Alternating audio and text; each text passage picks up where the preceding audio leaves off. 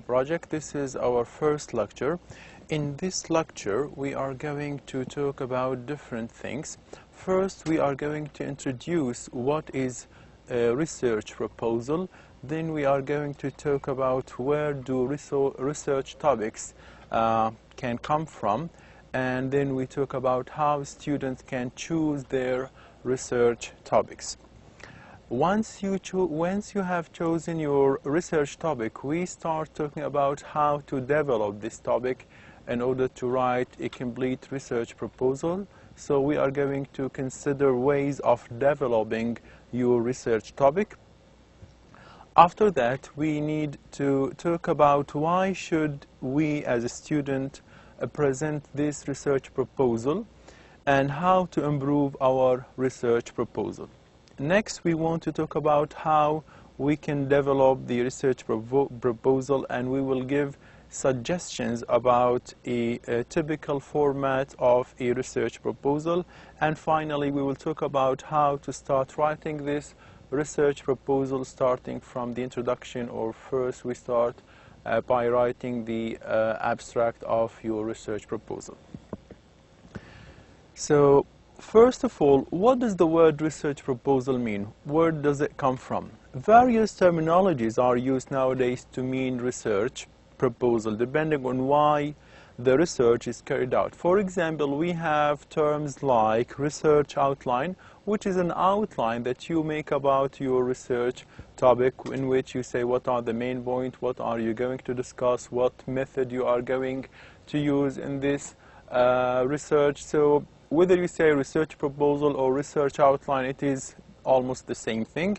Or it is actually a plan of research. So you are planning to write a research, and the research proposal is just a plan that we can follow in order to write our research topic or research project step by step. So it is a plan that we design or we put so that we can always follow this plan to write our proposal. Again, we can call it research project or research proposal or thesis plan. It is a plan about our research. Now, what's the function of the research proposal? It gives us a detailed explanation of how the study will be completed. So when you say this is my research proposal, you are actually telling us that according to this proposal, I'm going to do this, I'm going to finish this at this time, I'm going to use this methodology, I'm going to use this type of data, I'm going to do this and going to do that. So it is basically a plan that tells us what you are going to do and when you are going to do it and when you are going to finish it or complete it in order to achieve the aims and the objectives and address the research questions or the problem that you want to investigate. Now, many students have the problem of how can I get a research proposal? Where do I find research proposal? Is there a book? Is there a website I can depend on? How can I start, or where should I start to write my research proposal for this course? Well, there are many sources where you can find a suitable research topic for your course.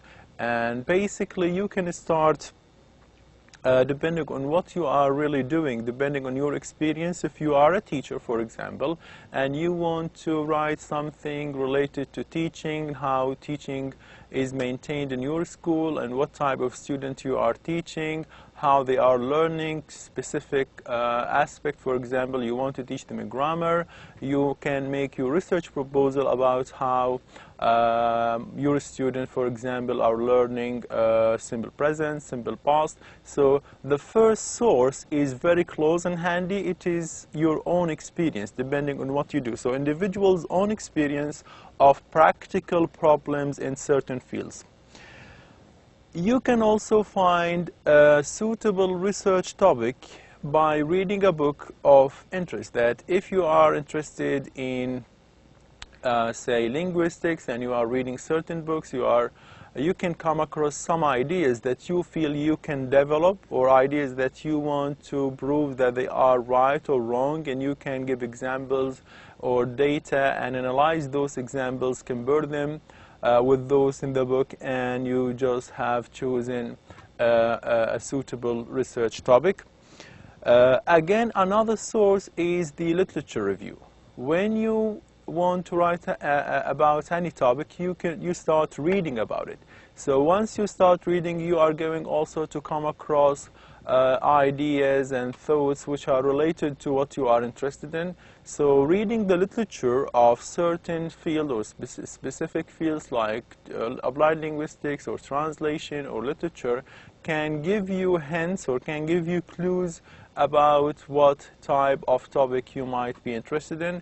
You can find lots of information nowadays on the internet, any book that can be available online, or a physical book, or newspapers, journals, etc. All those are sources of information.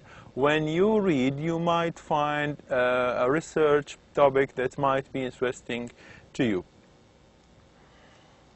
Some type of research topics can depend on interviews between you and your student, between you and other teachers. You can make an interview and you can analyze the type of conversation that was going on between you and the person you are interviewing. So you can you can develop actually a research topic depending on a number of interviews with your student or with your colleagues talking about one aspect of language or one aspect of teaching or any other related field of linguistics. The other source of finding a suitable research topic is examining records and report. For example, when you are reading a magazine and there is a topic that this magazine or this journal always writes about, you can compare the writing of today with that of tomorrow. You can compare the reports written about this topic between more than one journal and see what's different, what was developed, what is good, what is bad, and you try to prove one point, and through your analysis and description of this particular point, you can present something new and show us how important this is or how useful or useless it is. So you can actually find more than one way of finding a suitable topic for your research. It could be a book that you are interested in. It could be a conversation that you have with your colleague where you can make interviews, record this conversation, and start analyzing the type of utterances or conversation which was going on. So when you choose a research topic, the question comes, can I choose any topic? Is it possible to say, okay, I find this topic possible, I can write about it? Is that everything? No, when you choose a topic, you need to be very specific. And when I say specific, the topic that you want to write about should be specific in nature, in the sense that if you want to write about teaching, you cannot say, okay, my research topic is about teaching. But teaching what? Are you teaching English?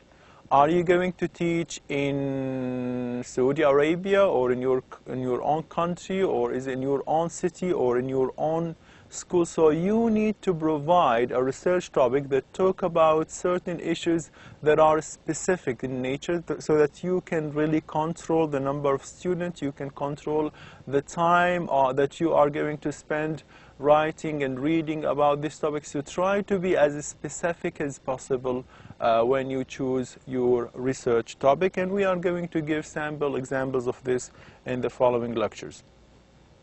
Number two, the topic or the idea that you want to discuss or to write about should be measurable, that you can really measure. You cannot say, I want to make a research proposal about the student, the university student in Saudi Arabia. Such kind of research topic is very huge.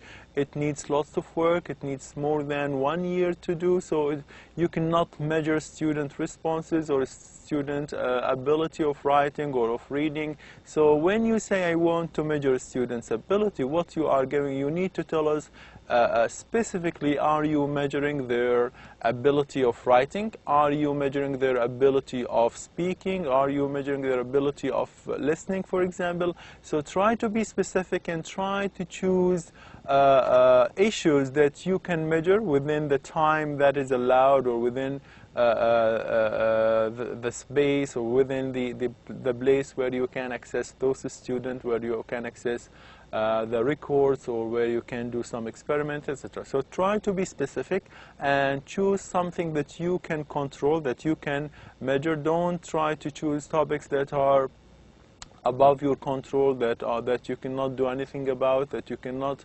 always be there. They are far from your place, or they are not in your own country.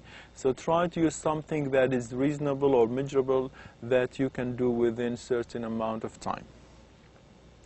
Similarly, the topic that you want to talk about, or the aims or the objectives of your research should be achievable.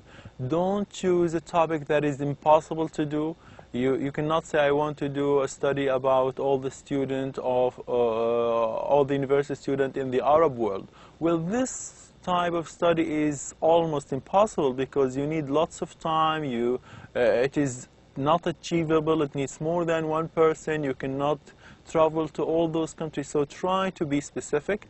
Try to use something that you can control. You can control its time. You can control the place. You can control the number.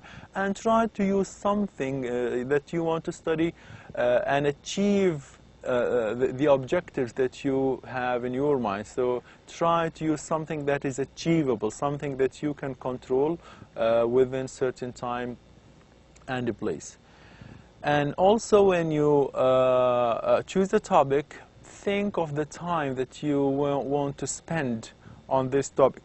And pay attention that, for example, for a student, they have only one term, probably 1 year. You are not really doing a master degree. You are not really doing a PhD program. So you do not have a long period of time. So try to use a topic that is suitable to the time that you have.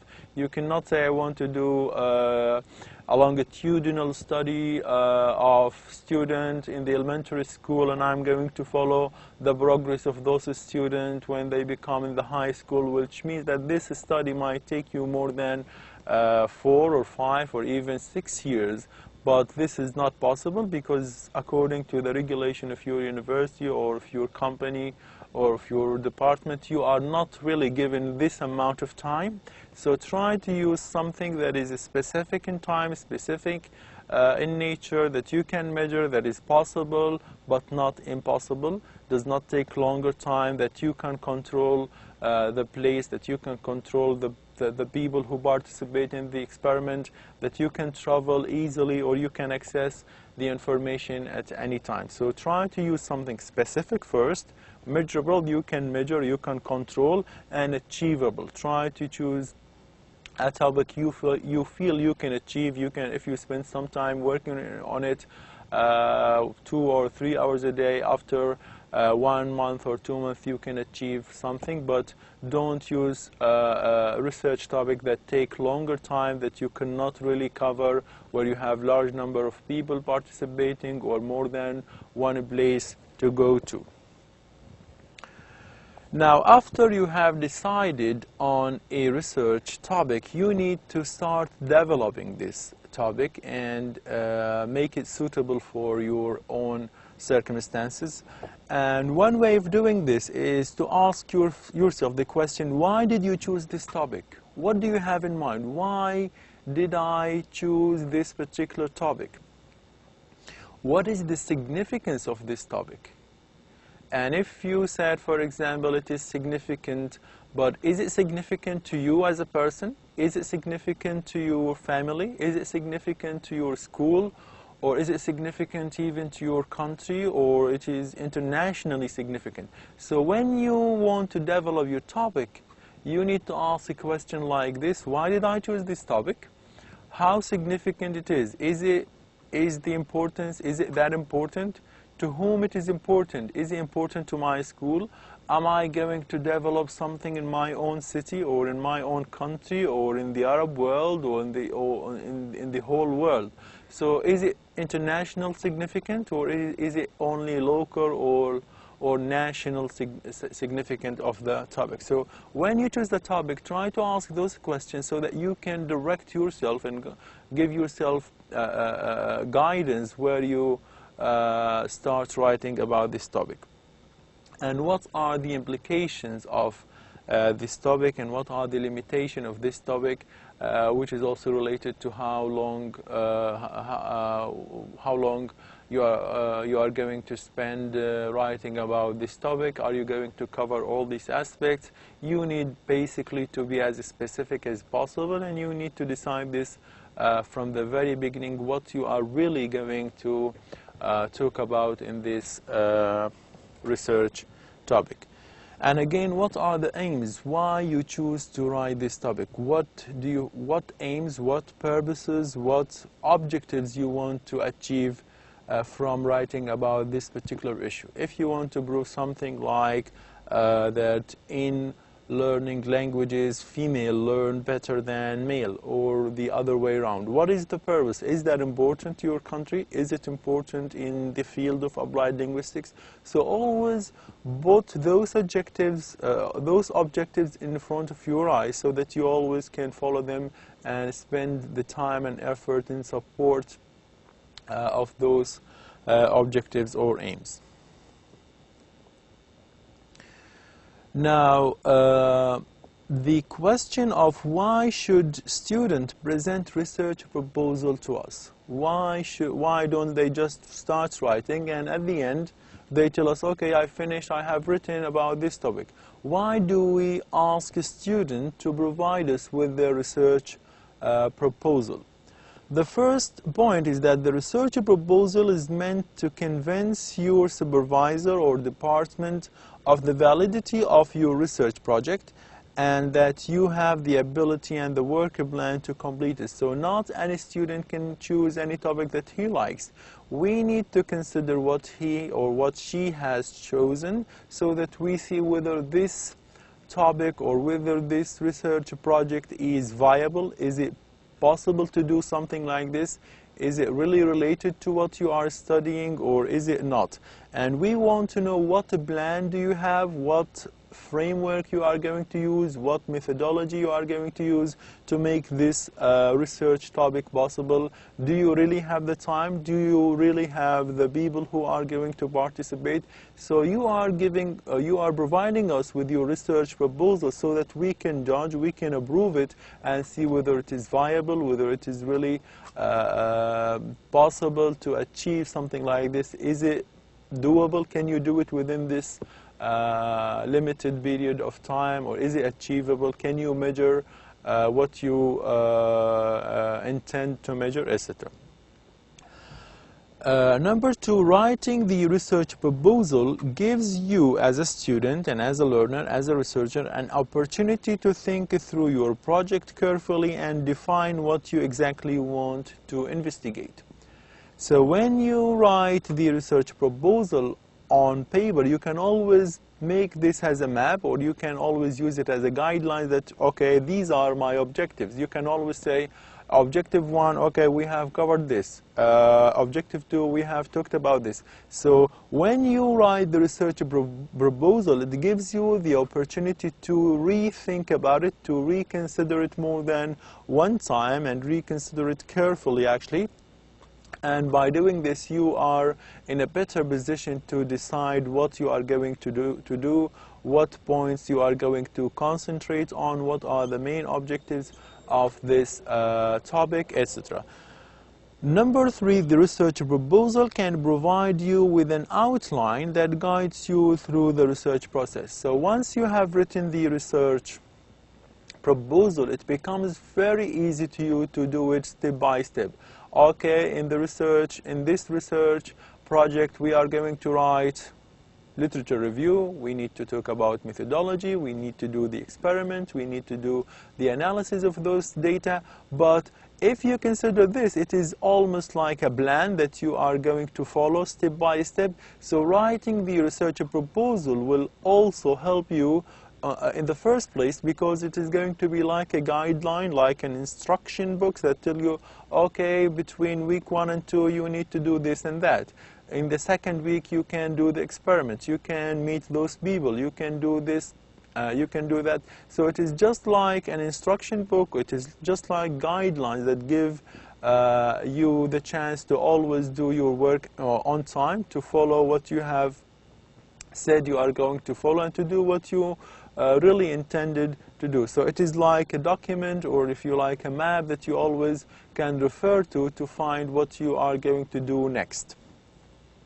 Number 4, writing the research proposal lets your supervisor and your department or your company, whatever place you are in, basically this is provided to student, so it lets your supervisors know exactly what your research is going to be about and how you are going to do it. So when you provide your supervisor with your research proposal, the supervisor can give you a better advice, can guide you on what you need to read, what you need to write, whether those are good resources or bad resources, what experiment is best suit your research topic. So when you give this to your supervisor or your instructor, the instructor can better help you by knowing what this student, what this particular student is going to talk about. Is it this particular topic? So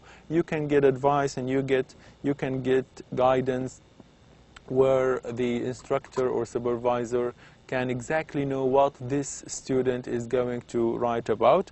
Number 5, the research project helps the department to choose an appropriate supervisor based on the latter's specialization. So when you need to write a research topic and you, for example, are interested in literature and you are interested in applied linguistics or you are interested in translation, once you provide your research topic, the department or your faculty or your instructor can assign a supervisor who is specialized in the field that you are interested in. So if you are writing something about applied linguistics, somebody who is specialized in applied linguistics can supervise your topic. If you are writing about literature, another professor or another supervisor who is really specialized in literature can supervise your topic or project. So it is a matter of specialization that you get the appropriate help or the appropriate supervision from your university or faculty. The other point is, how can we develop the research proposal? We have written the research proposal, and now we need to find points that can help us to improve this proposal. Number 1, choosing an appropriate research topic. It is very important. It is almost the most important thing is choosing the topic. As long as you are really excited about the topic, as long as you feel you like this topic and you feel you can spend time reading and you really enjoy reading about this particular topic, everything will become easy for you and you find good, you are going to find resources that are suitable, and because you feel that the course is important to you or the topic that you are going to write is important and you feel it is exciting and that you like this particular topic. So choosing the appropriate topic from the very beginning is very important, as long as you really like this or that topic.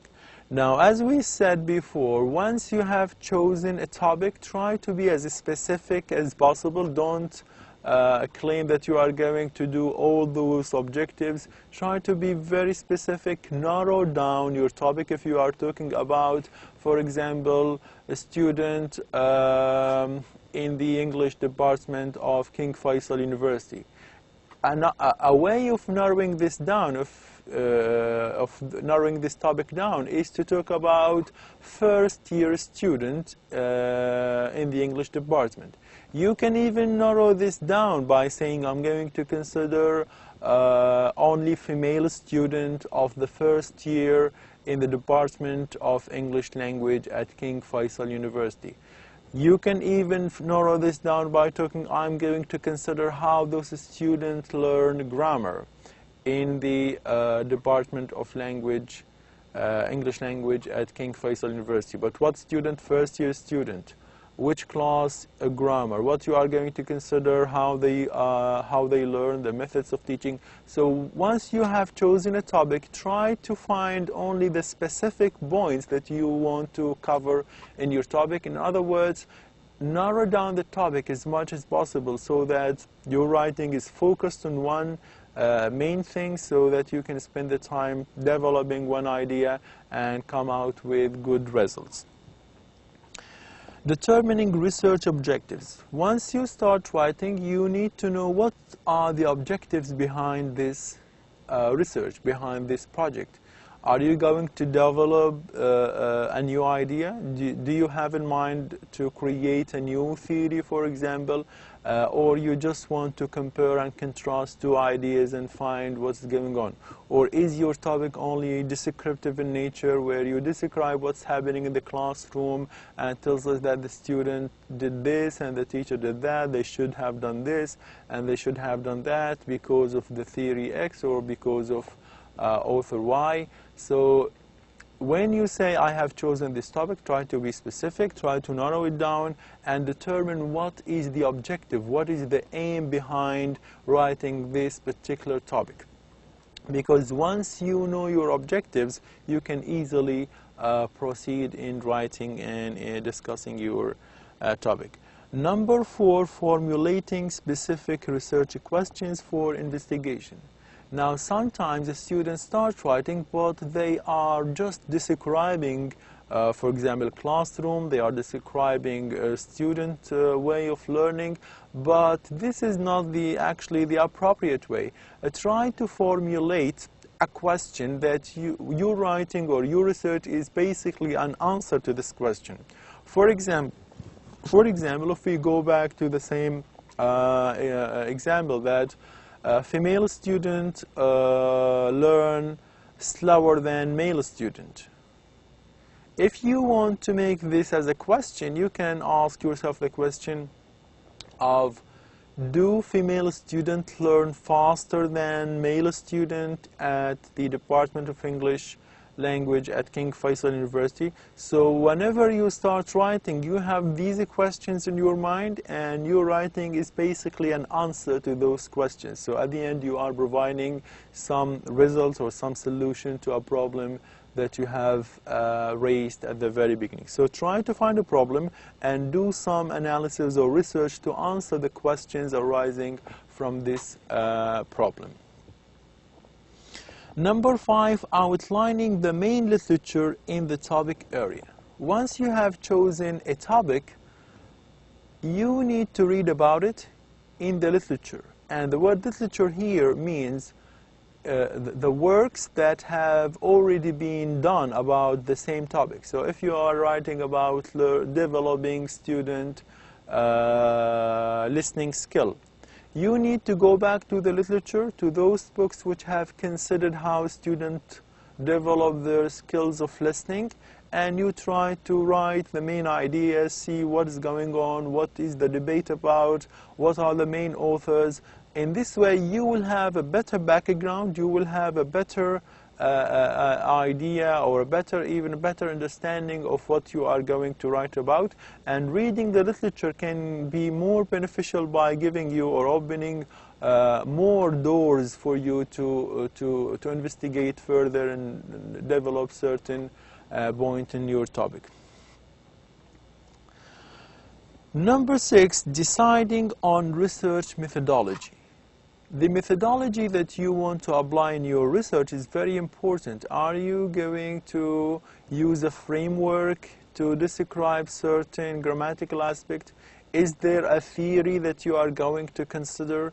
Are you going to write descriptively in your topic? Are you just going to describe how students learn, or you are going to analyze the way they are learning? So is it a descriptive method? Is it an analytical method? So you need to know what you are going really to do from the very beginning and develop this further. Number 7, proposing an approach to data analysis. So if you decide to work on collecting some data from students, from people, from interview, you need also to decide how you are going to approach the people, how you are going to analyze the data. Are you going to record people? Are you going to ask them to write something, or are you going to give them a questionnaire or a survey to answer, or are you going to meet them or you interview them? You need to decide the way you are going to collect data from people and the way you are going to approach the analysis of data. Number 8, developing timeline. When I say timeline, it means you need to know, if you are going to write about the literature review, you need to know how long this is going to take you. Are you going to spend 1 day, 2 days, a week, a month, just writing about the main ideas in the literature related to your topic?